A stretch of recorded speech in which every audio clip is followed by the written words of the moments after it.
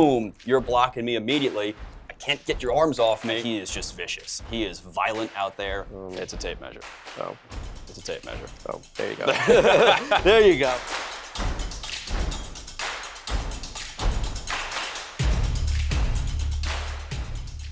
Hello, welcome to Football X's and O's Back to School. We'll be talking about the top 3 edge rushers in this class, Arvell Reese, David Bailey, and Rueben Bain. I'm Ryan, sitting alongside me is NFL expert David Scott. David, we have a lot to get to. Yeah, I think this is the most talented positional group in this year's draft, and these 3 guys might be all pro talents. All right, we'll get started with Arvell Reese out of Ohio State, 20 years old, 6.5 sacks last year. He played as an off-ball linebacker, but he can also be an edge rusher. David, what do you like about him? There's a lot to like about Arvell Reese. There's almost nothing to not like about him. And after the NFL Combine, I think he's moved into the position as my top prospect in this year's draft. If there wasn't a quarterback-needy team at number 1, I would see Arvell Reese going at number 1. But now he's probably going to go to the Jets at number 2, which is nice for you. There's a lot to like about him. First, like you said, 20 years old, very young. He's only going to be 20 at draft day, too. So he's not going to jump up into 21 yet. Very young, yet very experienced. He's got a lot of great pass rushing moves. He's developed 3 or 4 moves that are really effective for him. And that versatility is what really makes you love him. He could come off the edge. He could be an off-ball linebacker. He can really do anything out there to get to the ball. And that's really, really exciting. He's so versatile. I think any defensive coordinator is going to find a way to really make some interesting looks with him out there, whether it's off the edge or at that linebacker position. But I do think he is going to shape up more as an edge once he gets to the NFL. Oh, I mean, he's just so great in terms of speed, explosiveness. I mean, the combine, he just lit it up. I mean, 4.47 on his second try for the 40-yard dash. I mean, he's a guy that I could see him being a Micah Parsons type where, you know, he wasn't expected to be, you know, an edge rusher from the get-go, but, as time goes on, then he could be an edge rusher. I just feel like he's so well-rounded. He could be good in coverage, too, against running backs, tight ends. There's just so many things to like about Arvell Reese. Yeah, Micah Parsons, I think, is a great comp. Another guy I look at is a T.J. Watt, that outside linebacker kind of guy where he's mostly playing off the edge, but he still carries that linebacker title. Very similar kind of thing. I think they could see similar kinds of sack production. Now, you know, T.J. Watt has put up monstrous sack numbers. He's a defensive player of the year, so that's a high caliber to achieve. So is Micah Parsons, another all-pro caliber player. But I think Arvell Reese has the talent to get there. I mean, he was very productive at Ohio State. His combine was crazy. He's got all the tools to be a perennial all-pro candidate, and I think any team's going to be lucky to get him. It's probably going to be the Jets, but if it's not the Jets, it's going to be the next team after. He's not getting out of the top 3 or 5. I mean, the stats, if you compare all the 3 guys we're going to be talking about today, okay, the other guys have better stats, but obviously you said the tape just looks phenomenal when it comes to Arvell. He is 20. What are the cons with Arvell Reese? We're talking a lot of good things about Arvell, but what are cons that you see in Arvell Reese's game? I don't see a lot. The one thing that I maybe look at sometimes is that he gets a little bit confused by pre-snap reads and stuff like that. So he'll overcommit to a motion or something like that every once in a while. But if that's all you're looking at, that's not too bad. His physical traits, there isn't anything bad there. It's not like he's missing tackles. It's not like he's getting caught up at the line. The big thing I look at is him overcommitting on some of those reads, and that's something you can coach out really easily. I think the one thing I have with Arvell Reese is just the fact that, full-time edge rushing, we don't know who he is yet. I think he even brought it up in the combine, too, that he needs to work on some things, maybe more pass rush moves for Arvell, but I totally think he's the best prospect, in my opinion, other than Mendoza in this class. All right, David Bailey, obviously was really good in terms of sack production. What do you like in David Bailey out at Texas Tech?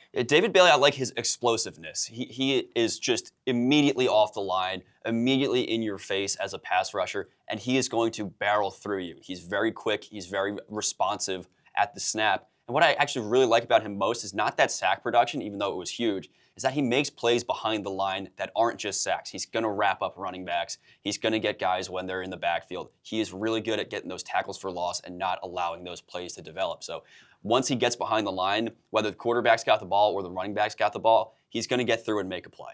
Oh, and I think his pass rush rate was so good in college, and obviously we mentioned the sacks, but David Bailey, I mean, he's not going to wow, maybe from the get-go. I think he might have to work on some things. What do you like? What do you think could be improved in his game? Yeah, what I think he really needs to improve on is his pass rush moves. We look at a guy like Arvell Reese, who has those really developing already in his game, and then we look at a guy like David Bailey, who needs to work on that. A lot of times, if he gets to the line and his first move doesn't work, he gets bottled up and he can't get through. He's got to develop a spin move. He's got to develop, a chop or something like that to get guys off of him, because if he's only got one move, all right, that might work in college, but when we get to these pro offensive lines, he's going to get bottled up and have issues getting through. So that's something that a coach can work with him on to get those moves refined.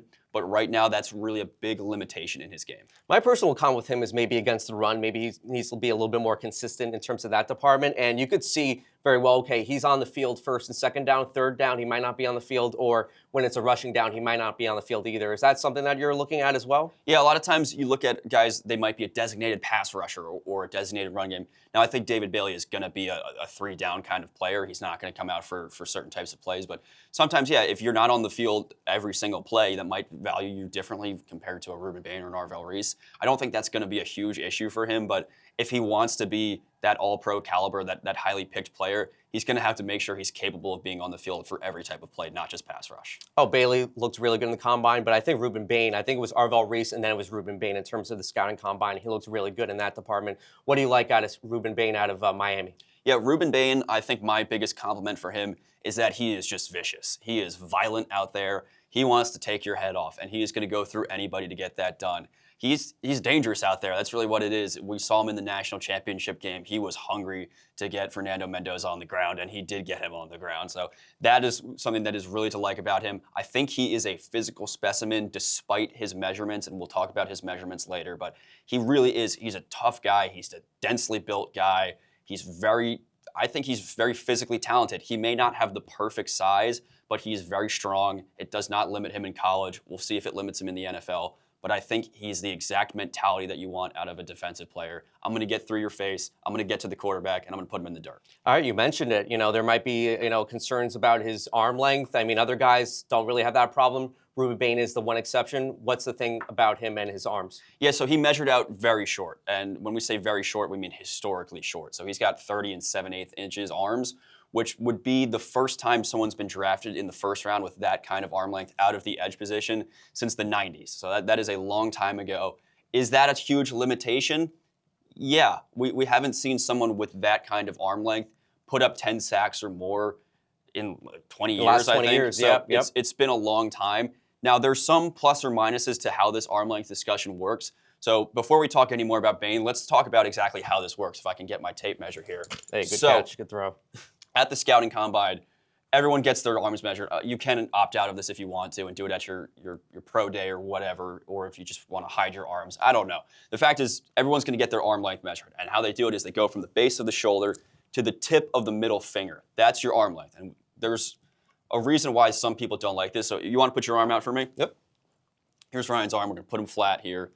We're going to go from the base of his shoulder to the middle finger. And that's going to put Ryan at a cool 28 7/8 inches. All right, not bad, not terrible. Respectable. Not terrible. We'll write that down for Ryan here. He is 20. See, I was going as far as possible, as far as possible. 7/8. Now, Ryan, would you do me the honor of measuring my arm length? If I can put that down. How do you do this? It's a tape measure. Oh. It's a tape measure. Oh, there you go. There you go. Sorry, guys. Oh, got this Right, card. put the notes down. Yeah. I'm going to have to edit this out. From right about here to the tip of the middle finger. So it's about like 30, around 30. Oh, yeah. Around 30. big arms over here.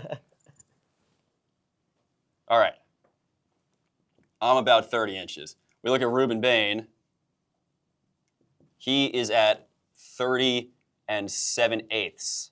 We look at, I just tossed Ryan's notes all the way out of here. I had this written down. Yep. Can you give me Arvell Reese's arms? Arvell Reese is 32 and a half. Arvell Reese is, all right, we're getting bigger. And then let's get David Bailey. 33 3/4. 33 3/4. That's a big guy right there. I mean, he's only 6'3", 251. All right, so we look at an average person's arm length, which is around the 30 inches. And then we look at Reuben Bain, who's around the 30 inches. And then we look at Reese and Bailey, who have more considerable arm lengths. Now, why is this a concern for some players? Why do they not like this? Well, you look at my hands with my arms with my hands out, that's my arm length. Well, when I'm going into blocking, my hands come up. the length of my hand does not actually matter. It's from my wrist to my shoulder. So that can make a huge difference if we don't get that measurement. Now, why is it still important, our arm length? Let's do a little demonstration. Let's get my helmet on. All right. Ryan, if you want to put those things down so we can... Yeah, there we go. Since I have the longer arms, here's what it is. Why does it matter what my arm length is? Well, when we're going into our blocking, Ryan's got his arms out. I'm trying to get through him. If I can get to Ryan first, I've got an advantage. If I get to him before his arms get to me, all right, he's got a problem. I'm getting leverage on him before he can get leverage on me. We see this as a problem with a guy like Will Campbell on the offensive line. He gets his arms out. A defender gets his arms to him first. He's losing leverage. That was a big problem in the Super Bowl. It can be a similar thing for a defensive player. If I'm coming to you, boom, you're blocking me immediately. I can't get your arms off me. All right, I'm not getting to the quarterback. So it is a problem. It is something that we want to take into consideration. But at the same time, when we look at my arms out and then we look with my hands up, there is a difference. So we don't know what this wrist to shoulder measurement is for Bain. He might have short hands. David Bailey might have really long hands. We don't exactly know. We know their measurements from thumb to pinky, at least some of them. Not all of them measure their hands. So we know that kind of measurement. We don't know the length kind of measurement. So it's not a perfect measurement. It's not going to tell you everything. It's not the end of the world. But that fact of someone with that arm length not having 10-plus sacks in the last 20 years, someone with that arm length not being drafted as an edge rusher in the first round in the last 25 years, it tells you something based on what the NFL looks for. The NFL does not like what Rueben Bain has going on. We know he's a physical specimen. We know he's got that high motor.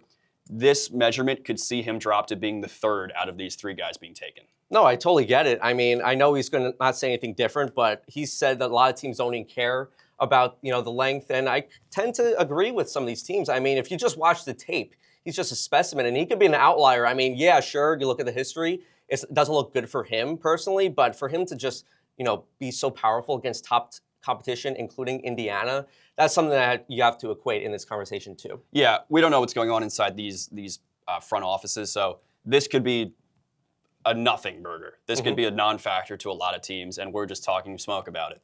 Or he could fall to number 7 or number 8 or number 12. It could be anything, but what we know right now is based on history, this is not a good number. Could history shift this year? Absolutely, totally possible. And I think that, we saw with Will Campbell being drafted at number 4 or wherever he went, maybe arm length is not as huge of a factor as it used to be. This reminds me a little bit of Joe Burrow, the scouting combine. His hands weren't, big, and then he actually made fun of it too. So a lot of things we overreact, come scouting combine time, and I think this might be one of the things too. Yeah, I'm sure we're all, chatting way too much about this, and it's not going to matter.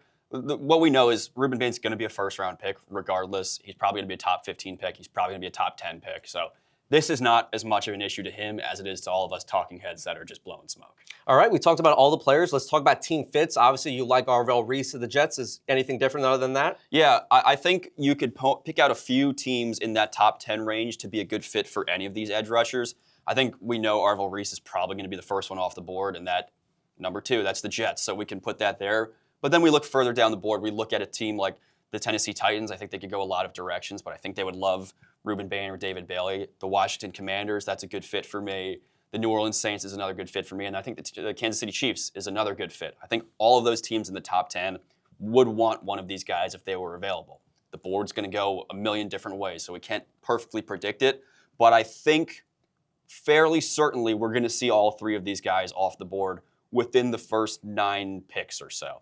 If one of them gets out, I think if the Cowboys are sitting there at 12, they're going to snag that guy. But it's most likely that we're going to see Reese at 2, Bain or Bailey at 4, and then Bain or Bailey at 7 or 8. I totally agree with the Titans. I mean, you have Robert Saleh, who's defensive-minded. He loves pass rushers, so I can definitely see Bailey or Bain number 4. But also the Cardinals. I mean, number 3, we keep saying, I think, offensive tackle for that pick, but I think you can't, discredit, other guys possibly going to number 3 too, like these guys that we're talking about, or a Caleb Downs, or a running back. Who knows with the Cardinals at number 3 as well? The Cardinals, I think any position would be a good pick for the Cardinals. So any one of these guys, or genuinely any player, I think Cardinals are going to be operating on best player available if they're not zeroing in on the offensive tackle. So that's going to be one of these guys, or a Caleb Downs, or a wide receiver. It's literally anything. Yeah, So yeah. I think that one is going to be hard to predict until we get to draft day. But yeah, Titans, Commanders, those kind of guys, I think they're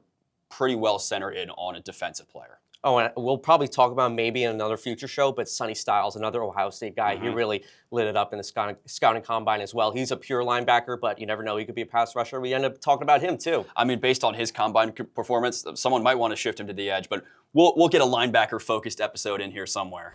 All right, that's going to wrap things up here. Football X's and O's back to school. You can watch us every Monday. We also have other off-season content. Please like and subscribe and let us know in the comments who you like from the three guys we were talking about today.